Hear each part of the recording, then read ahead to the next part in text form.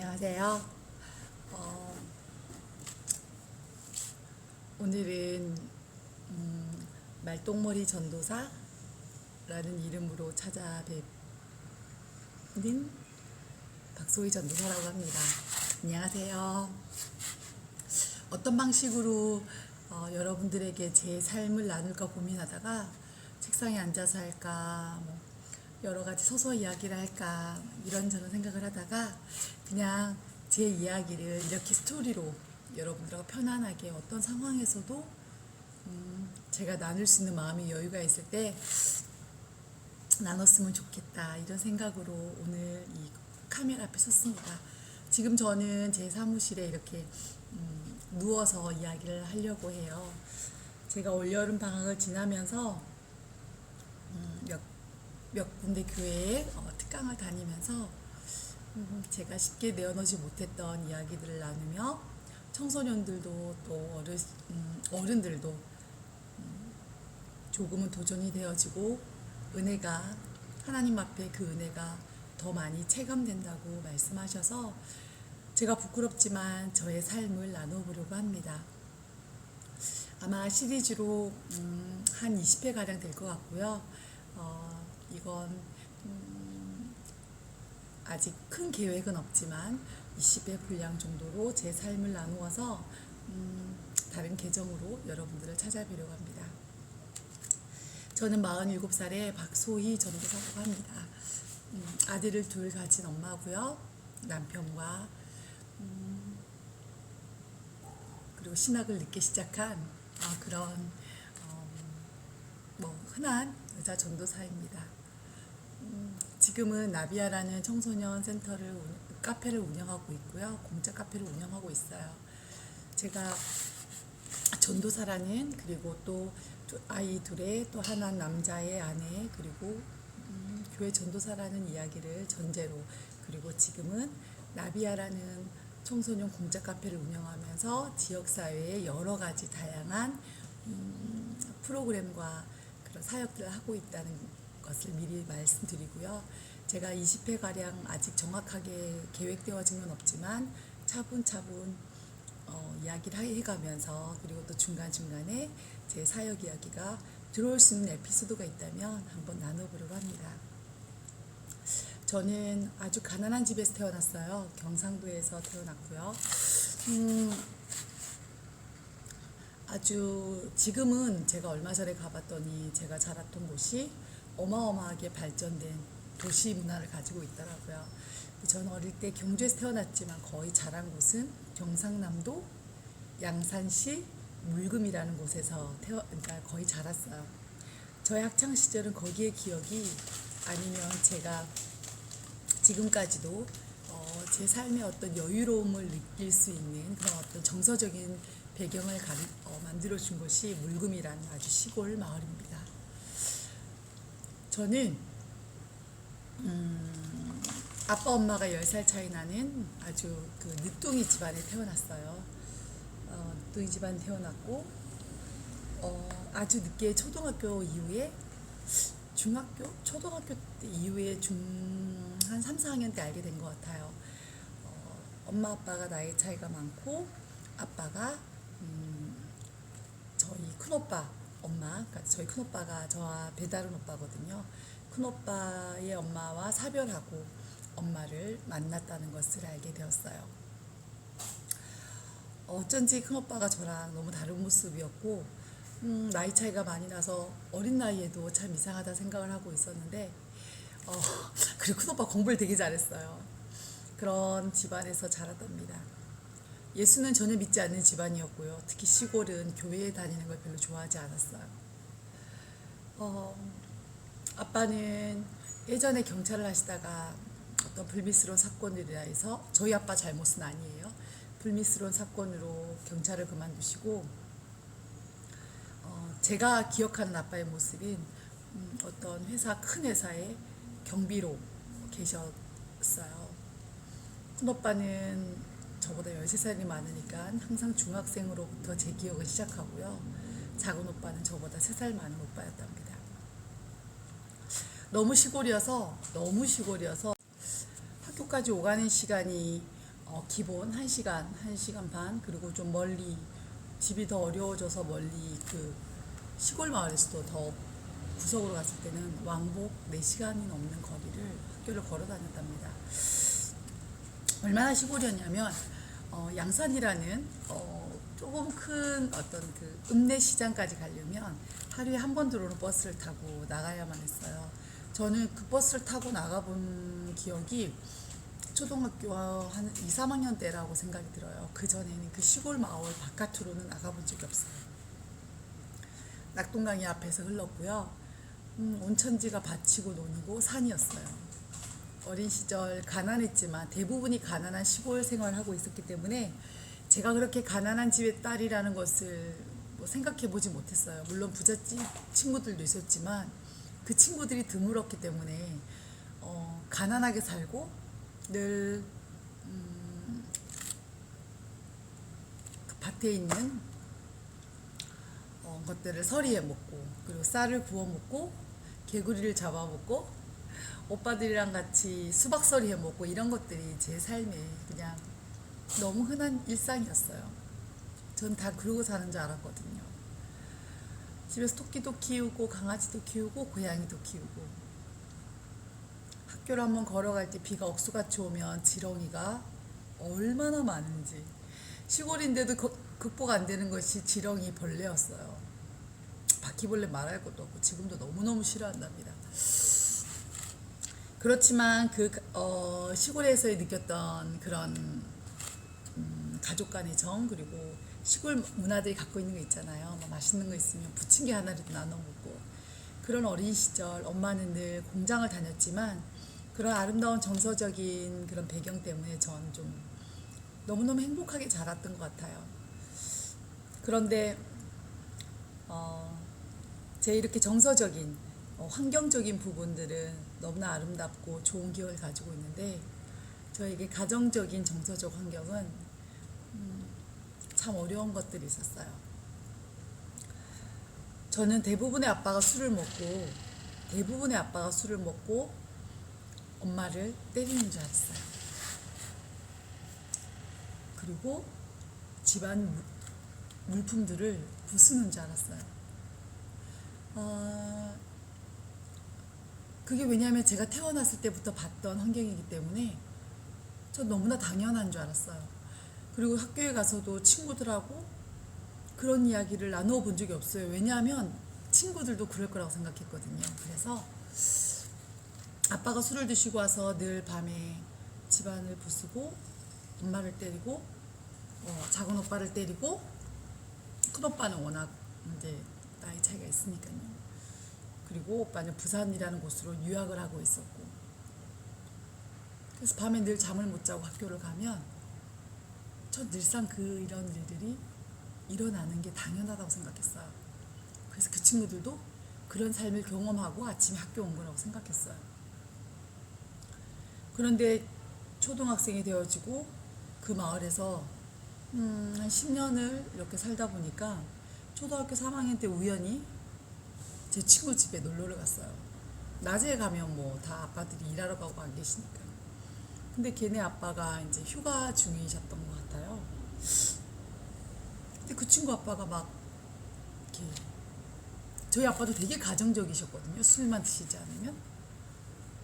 근데 그 아이가 아빠랑 나누는 대화, 그리고 막 어젯밤에 아빠가 이렇게 막 인형옷을 이렇게 막 잘라주고 막 이런 이야기를 막 하는 거예요. 인형옷을 막 잘라서 아빠랑 인형놀이를 했다 막 이런 이야기를 하는데 저는 깜짝 놀란 거예요. 저는 한 달 중에 20일을 아빠가 술을 드시고 와서 엄마를 때리고, 저랑 작은 오빠는 아빠가 엄마를 때릴까봐 아빠 다리를 부여잡고, 그 어린 팔을 그 고사리 같은 손으로 아빠 팔 다리를 붙잡고 있어야만 하는. 근데 아빠가 너무 무분별하게 엄마를 때리고, 가전제품들이라고 할 것도 없지만 부시면 엄마랑 오빠랑 저랑 셋이 뒷산으로 숨곤 했어요. 그 순간 그 상황이 오버랩이 되는 거예요. 저는 30일 중에 20일 밤을 아빠랑 그렇게 인형놀이, 저는 뭐 인형도 없었지만 그런 모습으로 밤을 지샌다는 게, 밤을 맞이한다는 게 저한테 너무나 큰 충격이었어요. 그래서 이상하다. 정말? 이러고 돌아오는 그날 밤도 아빠가 술을 드시고 왔어요. 그래서 욕을 하기 시작하고 엄마를 막 때리려고 하는 거예요. 그래서 그날도 오빠랑 엄마랑 저랑 어린 나이에 엄마 손에 이끌리고 오빠 손에 이끌려서 뒷산으로 갔어요. 그날 밤이 유독이 저한테 기억에 남는 것 같아요. 왜냐하면 다 그러고 살겠지. 아니 어쩌면 인정을 못했을 수도 있는데 그 친구의 아빠와의 대화들, 오후 내내 그 아이와 아빠와, 제가 친구 아빠와 노는 그 시간들, 그 이야기의 그 아름다운 소리와 제가 그날 밤 마주한 현실이 너무 대조가 되는 거예요. 그날 밤이 선명하게 기억나요. 뒷산에 숨어서 소나무가 울창한 곳에서 바위 뒤에서 아빠는 온 동네를 욕을 하고 돌아다니고 저는 엄마랑 오빠랑 바위 뒤에 숨어 있는 그 모습이, 숨어 있어 벌벌 떨고 있는, 그리고 울고 있는 엄마가 너무 가슴이 아픈 거예요.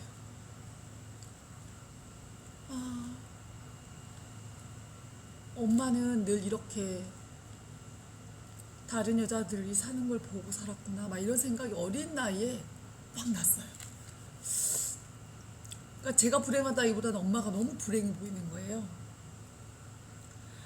저희 엄마는 저 봐서 알겠지만 엄마도 예쁘시거든요.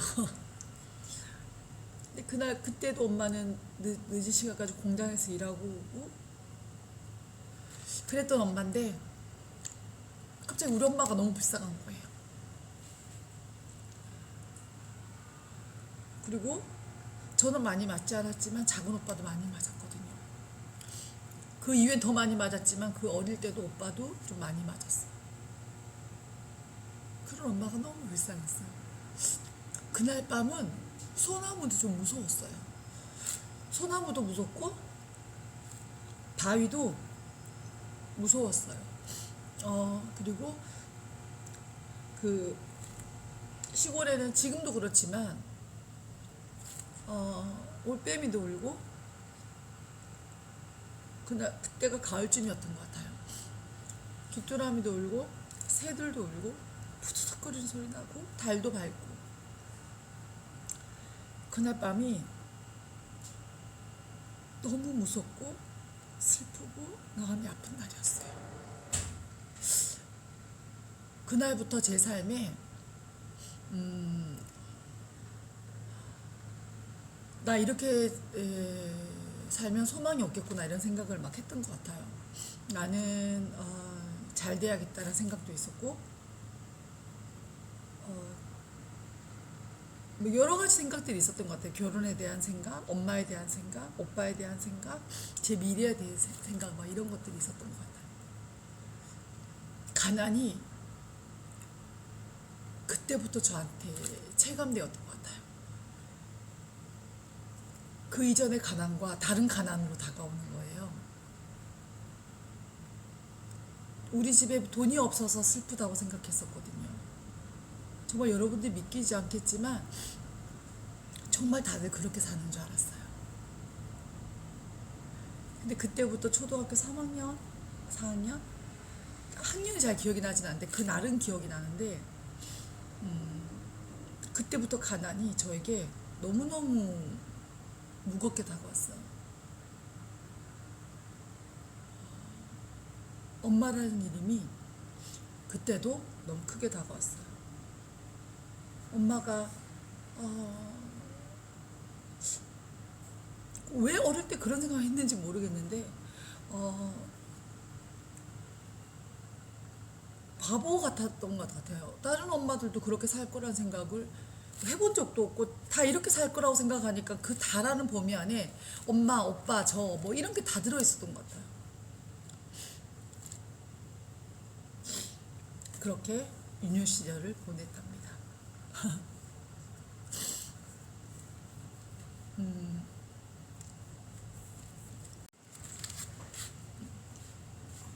그렇게 제 유년 시절이 지나가고 있었어요. 아, 궁금하시죠? 지금의 저는 여전히 여러 가지 문제를 안고 있지만 행복하게 하나님의 일을 하면서 이렇게 작은 공동체도 운영하고 아이들도 크고 살고 있답니다. 두서가 없죠. 네, 맞아요. 왜냐하면 두서가 이시 시작한 이야기가 아니라 제 이야기를 이렇게 남겨놓는 것도 나쁘지 않겠다 이런 생각을 했어요. 이런 이야기를 정확하게 남편에게도 자녀에게도 하지 않은 이야기랍니다. 그저 이번에 여름에 특강을 다니면서 아이들에게 제 삶을 처음으로 제가 특강을 나가서 이런 이야기를 한 것 같아요. 그냥 어릴 때 가난하게 자랐다 이 정도 이야기, 너무 가난하게 자랐다 이야기까지만 했었는데 이젠 그게 저한테 제 과거에 대한 올무라든지 그리고 쓴뿌리가 되지 않고 제가 함께 웃으며 이야기를 나눌 수 있는 마음의 여유가 좀 생겼더라고요. 그래서 이렇게 여러분들에게 함께 나누고 서로 또 혹여는 지금 그러한 상황을 살고 있는 우리 청소년들이 있다면 제 이야기가 아주 도움이 되었으면 좋겠습니다. 오늘은 저의 어린 시절, 그 어린 유년 시절 가난과 아빠의 술주정과 폭력과 그런 모습에서 어린 박소희라는 아이가 삶에 대해서 조금은 부정적이지만 눈을 뜨기 시작한, 그래서 가족에 대한 애착도 또 반대적으로 반대급부로 생각하면 미래에 대한 소망도 상실되었지만 그럼에도 불구하고 내 미래는 이렇게 살면 안 되겠다.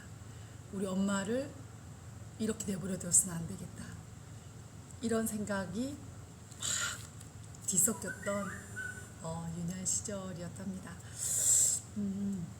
이제 제가 제 삶의 첫 번째 터닝 포인트였던 3학년 4학년 그 어둡고 쓸쓸했던 그 소나무가 우거진 바위 뒤에 숨었던, 그리고 엄마의 몸과 엄마의 피와 엄마의 눈물과 엄마의 애통함이 제 삶에 쑥 들어와 버린 그런 가난이 제 온몸을